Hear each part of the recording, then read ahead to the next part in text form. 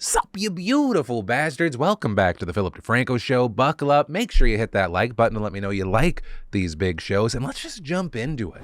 Logan Paul fighting Andrew Tate. It's a weird topic. It's been a rumored thing, heavily talked about. It's something that Logan has kind of flip-flopped on. At one point, Logan saying, when I'm shopping the idea around to my advisors, they're concerned that he won't be as poppin' as he is right now or as relevant in, December or January. Then on an August 30th episode of his podcast, he said, I don't feel like platforming this guy.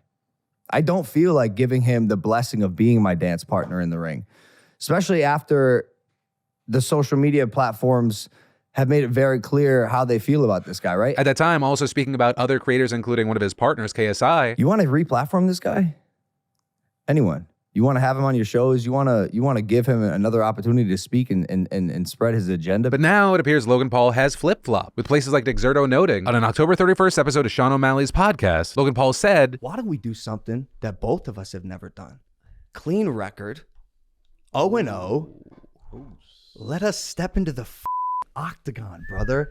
An MMA fight, me versus Tate, in the UFC. With the outlet then noting that a Twitter account that is believed to be run by Andrew Tate voiced his thoughts on the subject, criticizing Logan, praising his brother Jake Paul, but saying if the terms are fair to both parties, I will fight Logan in the cage and destroy him. I've already contacted and confirmed this with a mutual contact. It's time for Logan to pay the price. I will not allow him to earn more money than me for his destruction, as a clown like him with a mediocre online income would happily sacrifice his pride for money. I promised I would fight him for free, and I meant it. With Logan Paul responding, this is fantastic. I honestly didn't think you'd take my offer. Literally just got off the phone with our mutual contact, and I'm down for your drug test and any other fair terms you want. This is going to happen. But ultimately, that is where we are, and I have so many questions. One, does this actually happen? Two, what are your thoughts if it does happen? What are your thoughts regarding Logan Paul changing his tune? And I especially want to know your answer to that if you're someone that hates Andrew Tate, or you love him, or you were for or against the deplatforming. Also, will they make money from this? If so, how much? Like, is it true they'll do it for free? I don't know. Like, so many things these days, it is a weird mess, but that's why I'd love to know your thoughts on it. And then psilocybin keeps looking better and better as a treatment for depression, with researchers from the UK having just published their new findings and saying that when used alongside psychotherapy, psilocybin drastically improved patients' depression symptoms. As far as the specifics, they gave participants 25 milligrams of synthetic psilocybin, putting them into a dreamlike state for 6 to 8 hours, right? They were just on a mild trip. And then, while in a calm room, they got their psychotherapy. And in the end, 1 in 3 were no longer considered depressed after just 3 weeks. And 1 in 5 saw significant improvement at 12 weeks. With Dr. James Rucker, who authored the study, saying that this works because the drug, quote, has a direct action on the brain, putting it into a more flexible state and providing a window of opportunity for therapy. Or I guess to put it in layman terms, it opens your bitch ass up. And what's especially great about this is that it often works on depression that has otherwise been resistant to treatment. However, a key thing is that this isn't the end-all be-all on the subject, right? There are safety concerns beyond just having a bad trip, things like long-term headaches, nausea, extreme fatigue, and suicidal thoughts. But those side effects haven't deterred the researchers, and if anything, they help reinforce the call for longer and larger studies to be done. Or because everything in life, especially when you're talking about treatments or medications, there is a give and take. And actually, on that note, we should expect more information soon. This is because the largest ever trial of the drug is set to start in late December, with that reportedly focused on how large the doses need to be to keep depression from coming back. And a huge key thing here is that this is the first time any psilocybin trial has reached phase 3, which is the last step before being sent to the FDA for approval. Also, if you are someone that suffers from depression, and specifically treatment-resistant depression, while I am not calling for you to do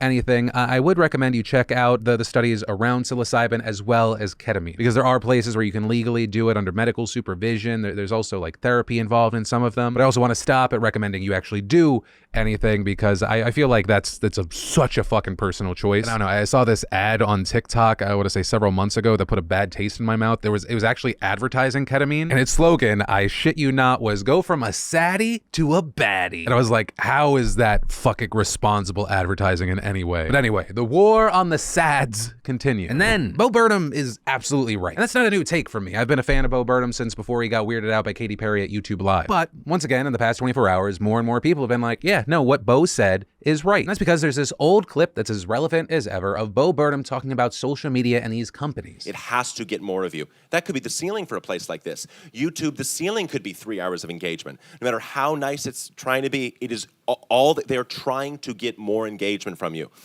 We used to colonize land. That was the thing you could expand into, and that's where money was to be made. We colonized the entire earth. There was no other place for the businesses and capitalism to expand into, and then they realize human attention. That they are now trying to colonize every minute of your life. That is what these people are trying to do.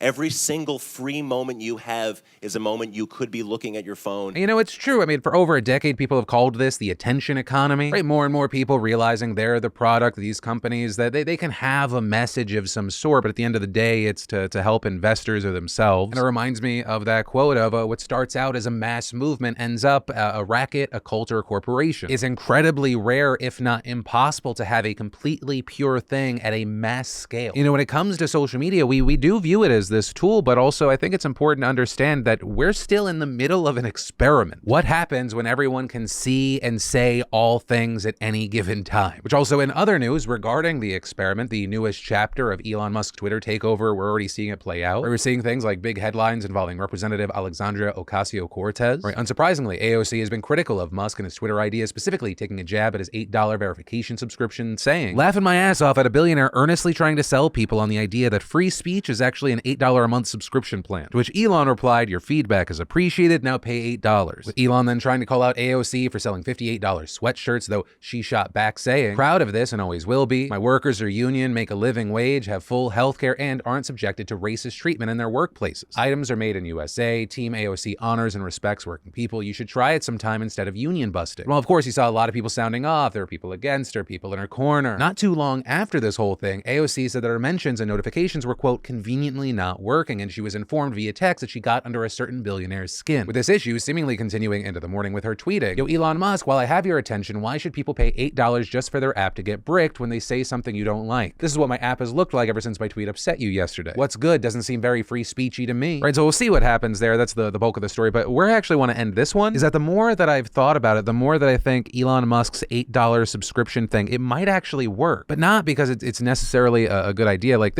most of the stuff that he's talking about is just Twitter blue. Right, that whole checkmark thing being the reason why you won't get as much spam or anything anymore. That's literally him monetizing a platform not being able to moderate itself. Like, he's literally trying to take the worst thing about it and being like, you want it to not suck as much? Give me $8 a month. Which, hey, like I've said, it is his platform to build or burn to the ground. But I think there are several possible groups that actually buy this. One, you're gonna have people who already pay for YouTube Blue that just keep on doing it, which actually I am a part of this group. I subscribed to YouTube Blue when it first came out. I wanted to test, see what it's about. And honestly, I feel like the only reason I haven't canceled the subscription is I really like the undo button. While it could easily be seen as overpriced, I also feel like it saved me for myself a few times. Two, you're gonna have this batch of people that are already verified that don't want to lose it, or people who have always wanted to be verified and now they're able to get it. Three, people that feel like the default experience is horrible and they are willing to pay for a better experience. And four, while in no way do I want to say this is universal, it does feel like there's an element to this that is like monetizing the culture war. Like, it's not purely left-wing and right-wing, but it feels very close to that. With some saying that Elon Musk is using like the fuck coastal elites sort of a political playbook. But hey, time will tell. Will this be the rocket ship for Twitter, or is it gonna explode on takeoff? Either way, it's gonna be interesting to watch, because the way Elon's been doing things, it feels like how a CEO of like an app that's in beta goes about things. Big swings are happening fast and publicly. And then, quick thing, I want to announce this Sunday, we're going to be testing a new thing here on the channel. You know, we've been uploading those weekly recaps with Zed. I love that you guys have been loving it. But also this Sunday at 10 a.m. Pacific, we're going to be testing turning that into like a community show. So for those who have been tuning in just for that, you're still getting your weekly recap. And we're going to be having a whole show where we talk about the news, me and you, as well as taking a look at and continuing the conversation we've been having around news this week and those comments, as well as the polls. And it should be fun. But yeah, I want to make sure I let you know, because I'm really bad at that and I often just like throw videos up. Thank you, or you're welcome, I'm not sure. And then, if you're looking for great value regarding your streaming needs, then the fantastic sponsor of today's show, SmartBundle.com, may be just what you've been looking for. SmartBundle.com includes access to 7 of the most mentally stimulating streaming services like Curiosity Stream and One Day University, the documentary and educational streaming platforms with thousands of TV shows, films, and courses across science, nature, technology, and more. Or go in deep on a topic with Nebula, the creator-owned and operated streamer with exclusive content from fantastic YouTubers like Legal Eagle and Lindsay Ellis. And you gotta check out Tastemade and Som TV for the best food, wine, and travel video services, or Topic for crime thrillers from all over the world. And if you have kids, it even has DaVinci Kids, so you can make them smarter while you take a nap or something. And of course, the best part is if you go to smartbundle.com/PhillyD and you use my code PhillyD,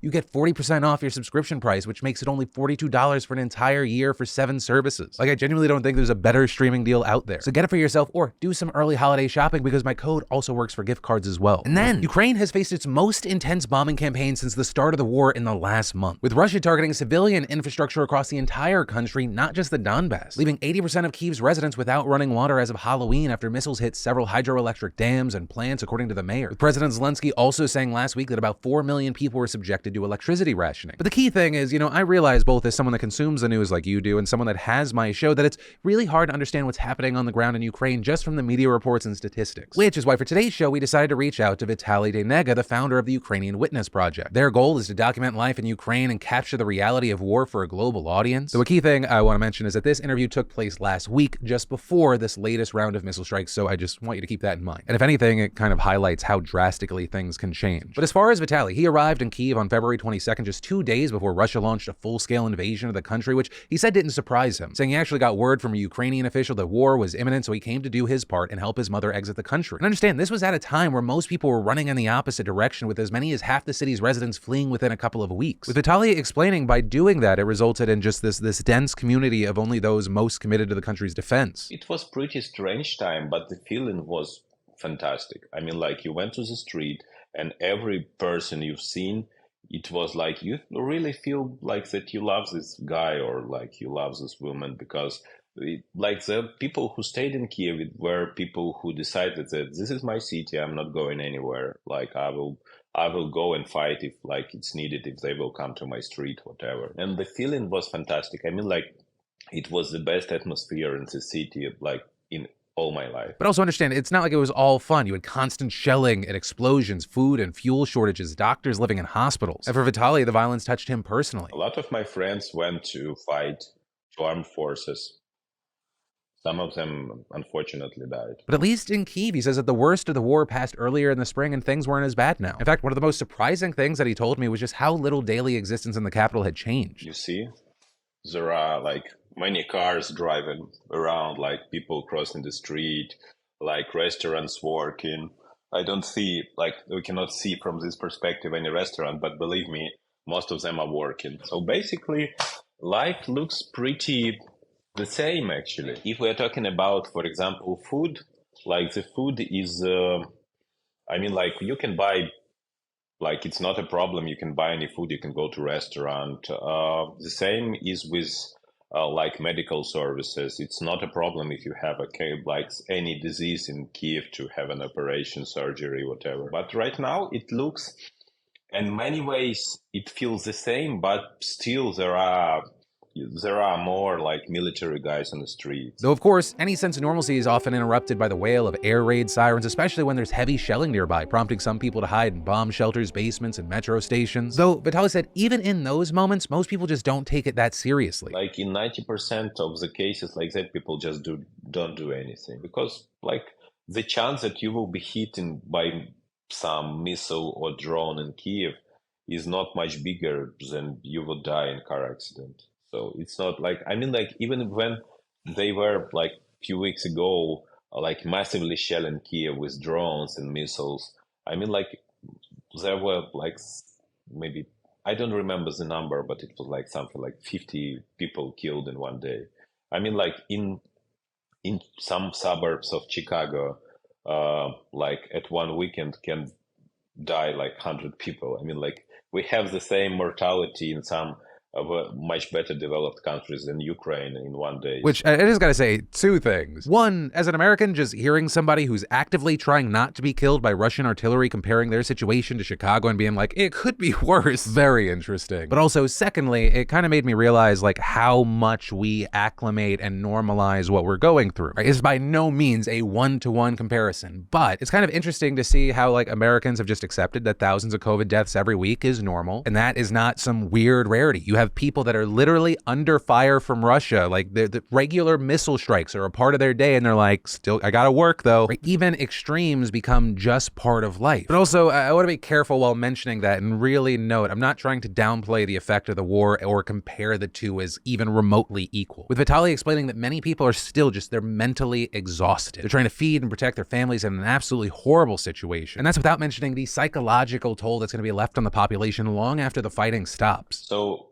if you're talking about stress, I feel that whole the nation will have something like PTSD after the war, because like it's actually pretty, traumatic experience. And the bombardment of Kyiv has ramped up considerably in recent weeks since Ukraine blew up an important bridge connecting Crimea to mainland Russia. When they started shelling Kiev with these drones and with cruise missiles, they didn't hit a lot of infrastructure here. So it was just a few places in the center of the city where they really destroyed a building or hit the road or something else. But it didn't have any huge impact. The only impact you feel here is that the problems with electricity. They try to destroy Ukrainian electricity plants, and they've hit some of them.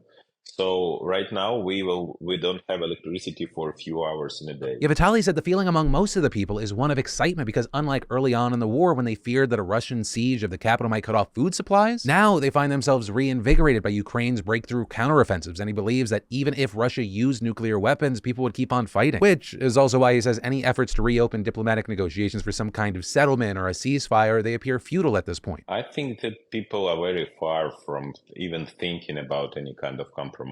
Right now, we are winning, we are getting territories back, and everyone has a feeling that it's we are pretty close to break their, spine. We are okay.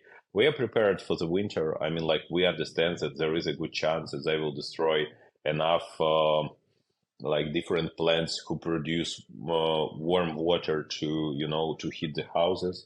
So probably, we will need to, I don't know, to sleep in a sleeping bags for this winter, but that's okay. I mean, we can survive one winter to just make them go away forever. And Vitaly ended by adding that international aid has been crucial in repelling Russian forces, but more is needed, as well as recommending some specific charities if you personally want to help. Come Back Alive is one he created himself and it funds the armed forces. Or for more humanitarian ones, there's Nova Ukraine, Razum for Ukraine, and United 24. But for now, that's where I'm going to end this. Obviously, we're going to keep our eyes on what's happening with Russia and Ukraine. We're going to continue talking about it at a top level, but I also think it is important to actually talk to individuals on the ground. I don't think that it's a one or the other situation. I think you need both to fully understand things. And then, did you know that 2 out of 3 guys will experience some form of male pattern baldness by the time that they're 35? Maybe you have that friend or that family member that's dealing with hair loss, and well, thanks to the sponsor of today's show, Keeps, you don't have to just sit around and wait for that to happen to you. Whether you're looking to prevent hair loss, stimulate hair growth, or just take better care of the hair that you have, Keeps has you covered. Keeps helps you stop hair loss before it's too late with a scientific and affordable approach to treatments that are up to 90% effective at reducing and stopping further hair loss. Plus, in addition to clinically proven treatments, Keeps has an award-winning all-natural thickening shampoo and conditioner system. And you get all these products delivered directly to your door, meaning no more going in person to the doctor's office for your prescription, saving you both valuable time and money. Hair loss stops with Keeps. So to get 50% off your first order, go to keeps.com/DeFranco, or just click that link in the description. That's keeps.com/DeFranco. And then it's been over 6 weeks since the killing of Mahsa Amini, and the unrest has not stopped. Because as the police there kill one protester after another, they're only adding more martyrs to the movement. With one death back in September especially outraging the people there. With that being Hadish Najafi, a 23-year-old TikToker. She filmed herself on a way to a protest saying, "I hope in a few years, when I look back, I will be happy that everything has changed for the better." But then, less than an hour later, police reportedly shot and killed her, and her family said that the authorities actually threatened them to say that her cause of death was natural. Or basically the same thing that happened to Amini, so she's become a symbol in the demonstrations. With her and sister also inviting people to a 40-day memorial at Najafi's grave, marking the end of the mourning period, which is culturally significant for Iranians. And this morning, we saw thousands of people showing up, marching along the highway toward the cemetery while shouting, "Death to the dictator." We also had the government shutting down roads leading there in anticipation for this event, but then the huge crowd still made it to the cemetery where they were met by police, who, witnesses say, brutalized them, deploying tear gas, firing live ammunition, and even slashing some with a machete. Where you can hear gunfire in the video obtained by the BBC. You also had some protesters fighting back, throwing rocks at the police and breaking car windows. Currently, we don't have any idea of the casualties yet, but nationwide, you have a human rights group saying Wednesday that 277 people, including 40 children, have died since the protests began, which is an absolutely staggering figure given given how little time it's been, but it only seems to be adding fuel to the fire, with one chant at the cemetery being each protester killed will be replaced by 1,000 more. And if that does continue to happen, there are concerns that the regime could get more desperate, which then could lead them to taking even more extreme actions to shore up their legitimacy. But also, here's the key thing. All of this is coming at a time where Saudi Arabia has shared what it calls credible intelligence with the United States, warning of an imminent attack against the kingdom by Iran. Right, that was on Tuesday. Iran has denied the accusation, though the U.S. threatened to respond if necessary. And as far as why they would launch an attack, there are accusations that would be connected to the protests. Right, just last month, the commander of the Revolutionary Guard demanded that Saudi Arabia clamp down on its coverage of the protests through satellite media, saying, "This is our last warning because you are interfering in our internal affairs through these media." So is it a bluff? Is it not? Is it meant to distract from what's happening in Iran?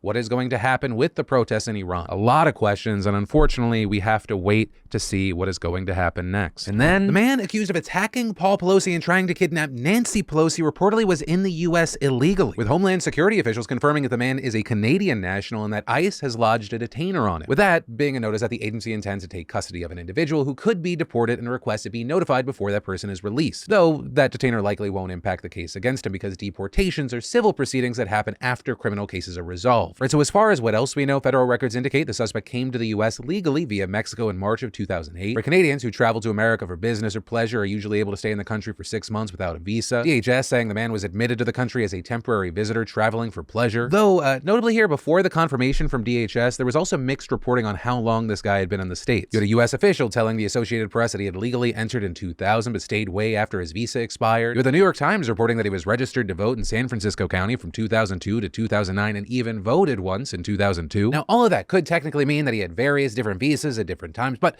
the fact of the matter is the man is here illegally, and that's pretty fucking wild. The same guy who embraced far-right conspiracies about U.S. politicians and told investigators he wanted to break the House Speaker's kneecaps as a lesson to other Congress members isn't even an American. This is the same guy that allegedly told police he was on a suicide mission and had a list of state and federal lawmakers he wanted to target. Which, just as a side thing, I saw someone else commenting on it, but it's very true. It's always wild to me that there are these corners of the internet where you have people like riling each other up to commit violence, like political violence, but then when seemingly one of them does it, everyone's like, it's a false flag. He's not one of us. He's part of the deep state. Meanwhile, this new revelation regarding what happened to the Pelosi's comes amid tons of discussions over the safety and security of lawmakers at a time of increased threats, with a key thing here being a lot of focus on the Capitol Police. This after it was reported earlier this week that Capitol Police security cameras that were trained on Pelosi's house actually captured the attack, but no one was watching them, with the agency saying in a statement yesterday that its command center has access to around 1,800 cameras, but not all are watched constantly, adding that Pelosi's home is actively monitored around the clock when she's there, but not when she's in Washington, which is why you've seen many people arguing that there should be more security and surveillance, especially on the second person in line for the presidency, and especially given the threat of violence after January 6th and warnings from law enforcement ahead of the midterms. And that was echoed in a scathing letter yesterday sent to Capitol Police by Representative Zoe Lofgren, who is one of the most senior Democrats in Congress and heads the administration committee, with Lofgren even noting that the agency has previously reported to the committee that the speaker receives the most threats of any member of Congress, and asking why that protection was not extended to the spouses and or other family members of the congressional leaders in the presidential line of succession. And with this, also posing a number of very hard-hitting questions, like why did the agency turn down an FBI offer for some of its officers to be part of terrorism task forces investigating threats against Congress members, why they had made a formal agreement with local police in San Francisco for a car to be posted at the Pelosi's home 24 hours a day, which had been done in the months after the insurrection, asking why the Capitol Police did not direct more threats to lawmakers for prosecution, noting